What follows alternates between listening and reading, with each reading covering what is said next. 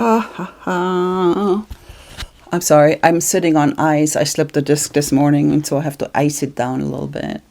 But today we'll talk about 4 reasons why the stock is going nuts right now. It's going nuts for a while, but this morning was just crazy. Today is Monday. I'm not posting this until Tuesday because I have to edit it. And this morning I woke up pre-market, and the first thing I do, that's why I'm a psychopath.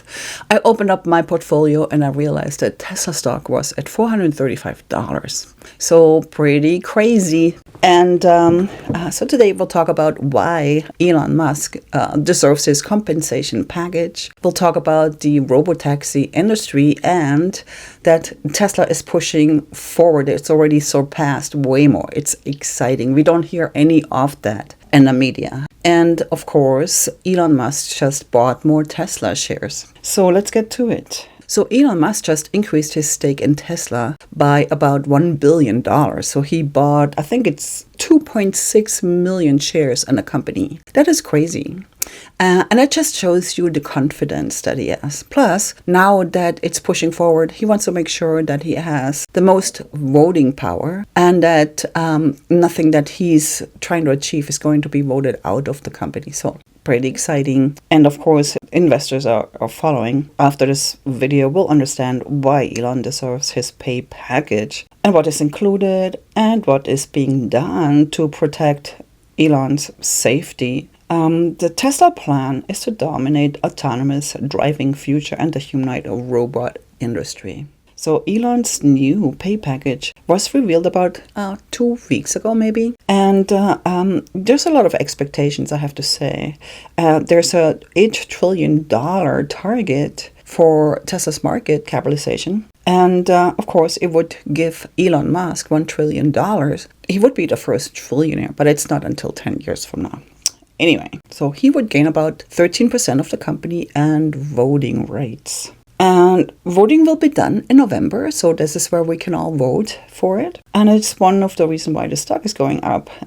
Plus, I don't believe we have the same issues this time. This time, we don't have Catherine McCormick trying to stop all of that.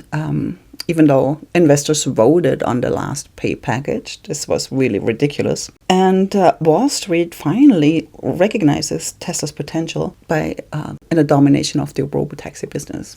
That's really exciting because we're already in it. It started in Austin, Texas in June with just a few cars, very small. And it was, I think, June 20th. And just 3 months later, Tesla has increased by 8 times. So 8 X. That's amazing. It surpassed Waymo. Also, Tesla released its network in a Bay Area, and it started with mostly airports, which is really, really smart, I think. And also in Nevada, it's gotten approved, so it's coming into Nevada. That's where I am. I'm in Las Vegas. So in 3 months, the company has quietly increased their network and reach dramatically. Not to mention that it took Waymo almost 10 years to where it is right now, and Tesla has already surpassed it. Amazing. Sorry. Now the difference is that Tesla is able to get into any region it wants because of their approach of self-driving. It took time for AI in Tesla cars to learn from the cars driving and maneuver in the traffic to essentially make its own decisions. Also, FSD 14 is coming out, and it'll be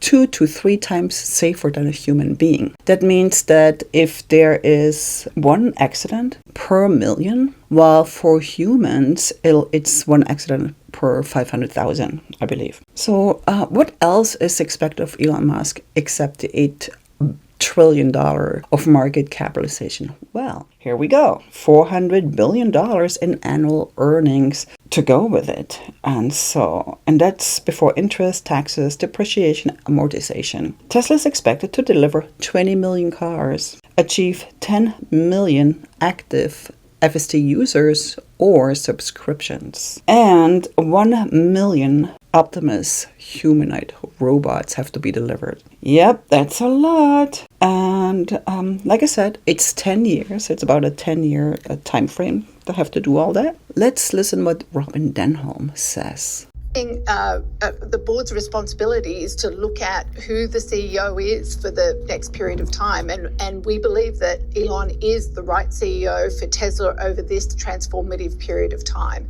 And our view is he's a generational leader. There aren't any other people out there like Elon who can actually lead the company over this next decade or so. And so once you decide who the leader should be, you need to put in place a compensation package to incent and motivate him to actually deliver against the ambitious goals. The motivational piece is interesting.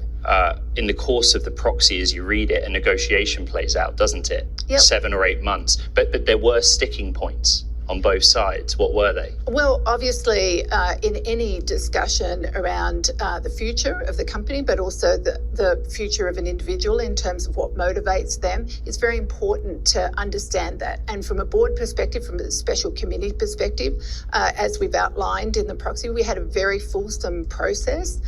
We had more than 10 meetings with Elon in terms of understanding what were his motivations, what does he want to do over this period of time. And having worked with him now, I've been on the board for 11 years, and Kathleen Wilson-Thompson, our other amazing special committee member, has also been working with him for the past 6 or 7 years as well. And so from our perspective, seeing him in the boardroom, but also understanding what motivates him, it's things that other people can't do. So, of course, Elon can only deliver if he stays safe. So after Charlie Kirk got assassinated, the question is, how much security is enough? And Robin has something to say about that as well. We've had Musk himself on his own platform X raising questions, about his own security and the fact that he is focused on it. I know it's something that you are focused on. What is the board's view on terms of upping his own security right now? Yeah, so very tragic circumstances this week. I think there isn't anybody in a boardroom that isn't touched by what's happened with Charlie Kirk. And also, there have been other incidents, in the executive world over the last 12 months that I think every board stops and thinks about security of their CEOs, but also their executive team. And it's no different at Tesla. We have been focused as a board on Elon's security for many years now. He's been very public and very much out there. And so it is something that we take very seriously. He takes it very seriously as well. And so, again, from a board perspective, it is something that we've discussed at length. And as with everything Tesla and the future of the company, there are opinions that we need to ignore. Some people say that Elon failed in everything while he delivers every time. Now, does he deliver on time? No, but he delivers. So, and I would say there's no one like Elon Musk, and we know that. Right now, Tesla's market cap is about $1.2 trillion. The market is pricing in future earnings and future cash flows. Stocks like Tesla will make no sense when we evaluate them in a traditional way. Sometimes we have to cut the noise, shut off the TV, and stop listening to analysts, especially with bearish opinions. Now, Tesla is working on the future, and some people might not like it, but the future is unstoppable. AI is here, and it's gaining traction every day. Robin Denholm was talking about the misconception about AI, and I'm gonna leave a link down below that Bloomberg was posting. Thank you so much for watching, and I hope to see you in the next video if I'm not in a wheelchair. So, just kidding. My name is Claudia. Goodbye.